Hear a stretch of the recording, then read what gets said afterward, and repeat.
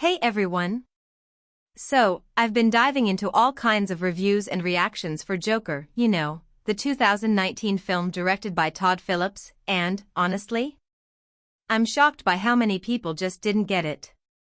They called it boring or confusing, and I'm sitting here thinking, are we even watching the same movie? Joker dives deep into some seriously relevant themes: how systemic issues, social isolation, and emotional neglect can totally mess up not just an individual, but society as a whole. It's a topic that couldn't be more timely. I mean, we live in this weird era where connecting with people is easier than ever, but somehow, more people feel lonely than ever before. In my opinion, this movie is one of the most must-watch films ever made. So, in this video, I'm going to break down just the first 10 minutes of the movie to show you how much detail and care went into every single frame. Let's get into it. Alright, the movie kicks off with this guy sitting in front of a mirror, painting his face like a clown. But there's something unsettling right from the get-go. He's putting on a smile with his fingers, like he physically needs help to make his face look happy or sad. Normally, people can just smile or frown without even thinking about it, but this guy? He literally has to force it, which is wild because it sets up this huge conflict right away. He's probably about to go perform as a clown, but he can't even naturally put on a smile.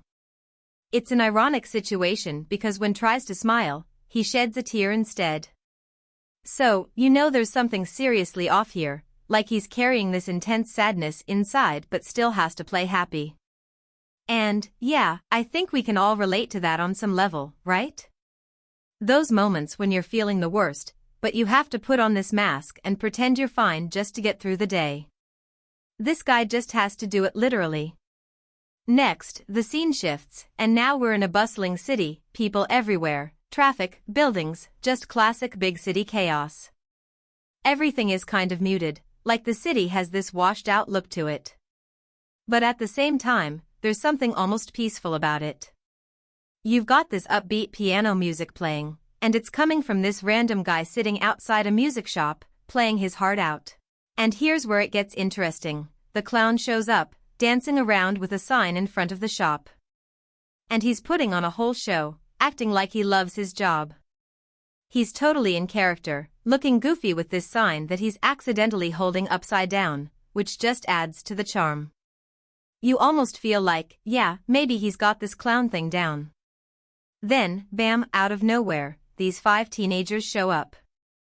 They run past him, grab his sign, and take off. And without thinking, the clown bolts after them. It's almost like he's a dog chasing a bone, all clumsy and desperate, but he's way slower than these kids. Here's the kicker: the cheerful piano music just keeps playing, like no one around even cares. Nobody's stopping to help or to tell these kids to cut it out. It's surreal, because it feels like this clown is in his own little world, struggling alone while the city just keeps moving. The music only cuts when he tries to cross the street and almost gets hit by a car, which snaps you out of it. I remember thinking, dude, it's just a cardboard sign, why risk your life? But clearly, it's not just about the sign. It's like he's clinging to the one thing that defines him, his job, his purpose. He's chasing more than just a piece of cardboard. The whole thing goes down in an alley. It's almost like the scene is setting up this dead end for him, both literally and figuratively. And you can see how out of his depth he is, he nearly wipes out just trying to stop. Then, out of nowhere, one of the teens holds the sign right in front of him, and he runs into it. It snaps, he falls, and then comes the gut punch. The teens just start beating him up, and it's brutal. Like, up until this point, you could almost laugh it off, but now? It's dark, and the music changes to match. What's disturbing here is that there's this weird imbalance. He's dressed as a clown, right? He's supposed to be a funny, light-hearted character, and these teens? They're in normal clothes. But despite being the adult who is physically stronger than them, he doesn't even try to defend himself. He just takes it, like he's completely powerless, like a child. And that's when I started wondering, why are these kids so full of hate for this random clown? It's not like they even know him. The only thing I can think of is that he's an easy target in a world that seems to despise people who are different. He's doing this low-status job, and everyone looks down on him. And here's what else really got me: while they're beating him up, he doesn't cover his head like you'd expect. Instead, he's protecting down there. Which is such a specific and weirdly vulnerable reaction. I mean, it makes you wonder if he's been through something like this before, maybe even something as dark as childhood abuse.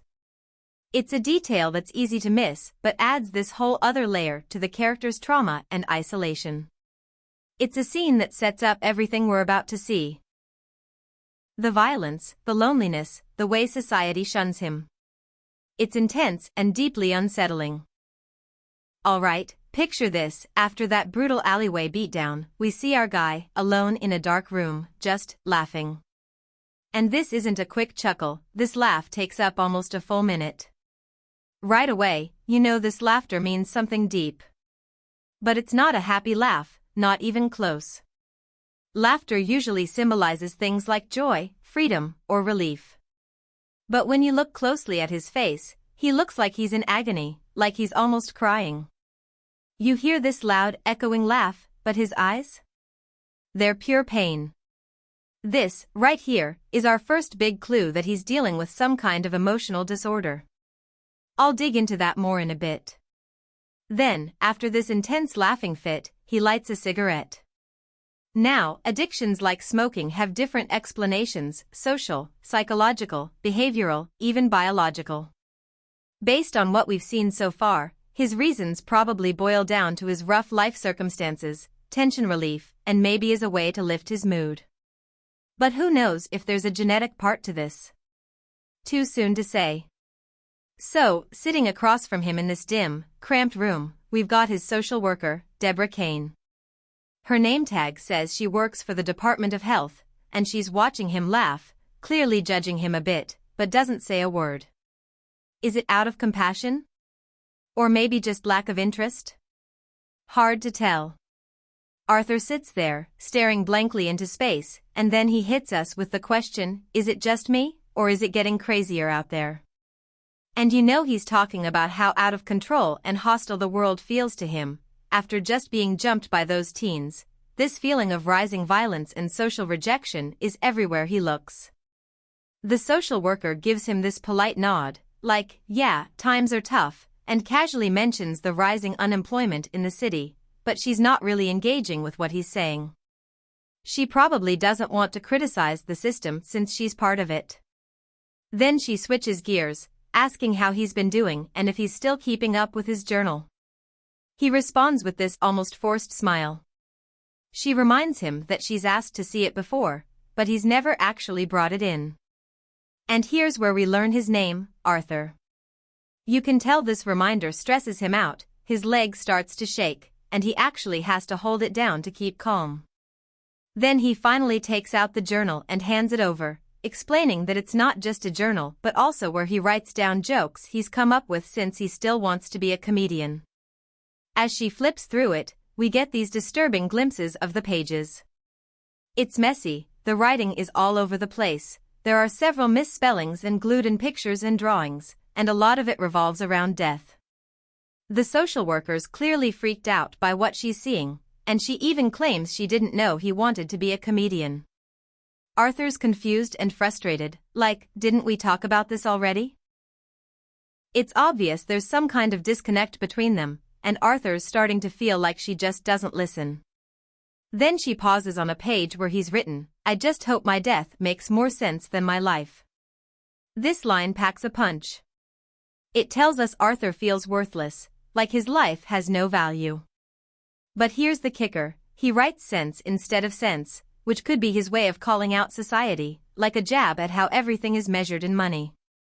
Arthur has this dark, ironic humor, but it's just off. What's surprising is the social worker doesn't even respond to this line, just hands the journal back. I mean, come on, she's supposed to help people, and here's a guy who might be showing signs of suicide, and she just lets it slide? If this was his cry for help, her silence only tells him that she really doesn't care. Then she asks him if their sessions even help, and his answer is haunting. I think I felt better when I was locked up in a hospital. She tells him he should think about why he ended up there in the first place, and bam, we're hit with a flashback. We see Arthur in an observation room, repeatedly banging his head against a door. This self-destructive behavior shows just how much pain and frustration he's dealing with, and it makes you wonder why he actually felt safer in such a place.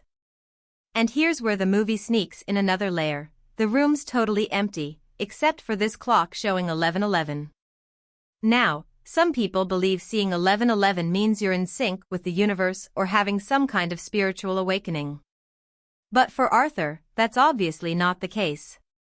It's this ironic detail that adds even more depth to the scene. Back in the room, Arthur finally responds to the question about why he was hospitalized with a simple "who knows?" Just total apathy. And right after that, he's asking if he can get more medication. She reminds him he's already on 7 different meds and says they should be helping him. And his response? I just don't want to feel so bad anymore. This is rough. Instead of dealing with his pain and getting to the root of it, Arthur just wants to numb it all away. And that's a dangerous path. Meds can help manage symptoms, sure, but there's a lot more going on here, deep, complicated issues that need serious work. By just relying on meds, Arthur's trying to dodge the real healing he needs. This scene alone shows just how intense Arthur's struggle is, how badly he's falling through the cracks, and the weight of his isolation. This dark music playing during the whole scene even increases the inconveniences of this dialogue. So next we see Arthur on the bus ride home. He's sitting there, totally zoned out, staring out the rainy window while this dark, heavy music plays in the background. He's clearly going through it emotionally, you can just feel the sadness.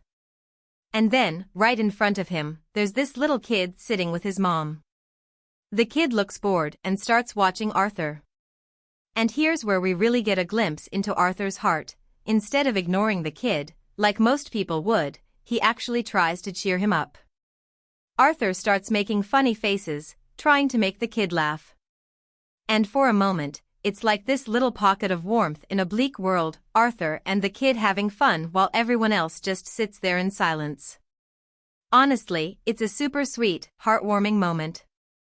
But then the kid's mom notices, and she's not having it. She snaps at Arthur, "Could you stop bothering my kid?" It's like she's assuming he's up to something bad, maybe thinking he's a creep or worse. This reaction says a lot about how quick people are to judge. Instead of just appreciating that her son's being entertained, she immediately jumps to the worst conclusion. And it really highlights how Arthur's almost innocent in his view of people. Here he is, just trying to be kind to this kid, even though he's going through so much himself. I can't stress this enough, it's such a pure moment from him, just trying to bring a little happiness. Arthur tries to explain himself, but she shuts him down before he even gets a word out. And here's where things get intense again. The stress of the situation triggers another one of his laughing fits, just like the one we saw earlier. He's laughing loudly, almost uncontrollably, and you can see it all over his face. His mouth is laughing, but his eyes show pain. It's super awkward and uncomfortable for everyone around because, to the mom, it looks like he's laughing at her reaction, almost mocking her. Arthur tries to shake his head to show that's not what he meant, and he apologizes, handing her this card that says, "Forgive my laughter, I have a condition." And right there, we're clued in on his diagnosis. Arthur has a condition called pseudobulbar affect, or PBA. This disorder basically messes with how someone expresses emotions. It's like their brain's emotional control center is off balance. Small triggers, like an awkward moment or uncomfortable thought, can set off intense reactions like uncontrollable laughter or crying, and they often can't stop it, no matter how hard they try. Most people with PBA are aware of how inappropriate these reactions might seem, and early on, it can be super embarrassing. On the card, it explains, it can happen in people with a brain injury or certain neurological conditions.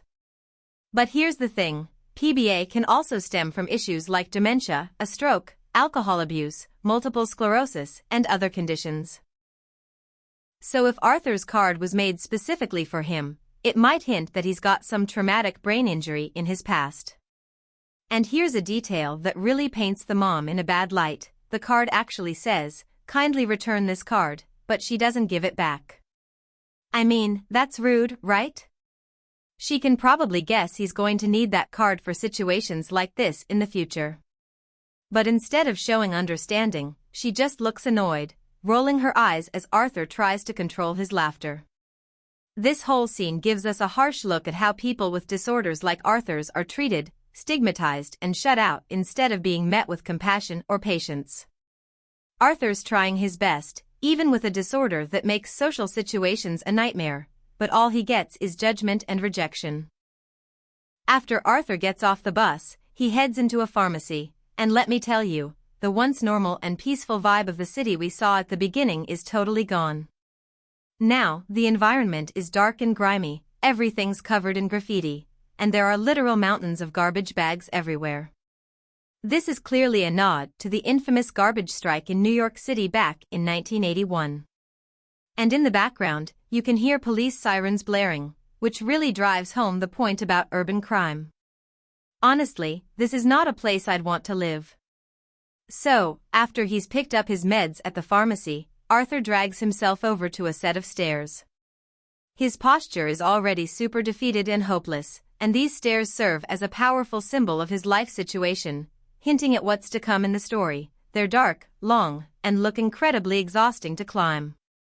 You can see the weight of the world on him as he struggles up those stairs, and the ominous music adds to the heavy atmosphere. Once he finally makes it to the top, you get this shot of the cramped city behind him, perfectly mirroring the suffocating life experience of its residents.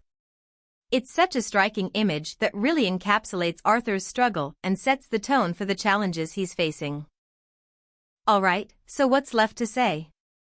Like I mentioned in the intro, Joker is hands down one of the most important films of our time, and it proves, without a doubt, that Joaquin Phoenix is an absolutely phenomenal actor. But here's the thing, why don't some people like this movie? A lot of reviews out there mention that folks felt disappointed because, when they heard there'd be a movie about the Joker, they expected a classic Batman-style action flick. They wanted something that would follow in the footsteps of The Dark Knight from 2008, where Heath Ledger gave us that unforgettable portrayal of Joker as this chaotic, nihilistic mastermind and a true threat to Batman. Now, don't get me wrong, I love that version of the Joker, too. But we have to be able to judge each work for what it is. Not every Joker story needs to be a superhero epic. This Joker movie isn't a superhero movie at all. Arthur isn't some legendary villain out to throw the world into chaos. Instead, he's the victim of society throughout the entire film. And that doesn't make the movie any less valuable, in fact, it makes it all the more powerful. This film tackles serious, relevant social issues we all should be thinking about, the devastating effects of social isolation, inequality and its ripple effects, violence born from neglect and alienation, the stigma around mental illness, and the way society often flips the blame on victims. Even the theme of identity and self-discovery in the face of societal pressure is something everyone can relate to on some level. To me, Joker is also a call-out to the political sphere, which seems increasingly out of touch with everyday people. A society that only looks out for itself is bound to create more suffering. The movie shows, through one person's tragic story, a whole dystopian reality that we could face if we don't start coming together again and embracing compassion.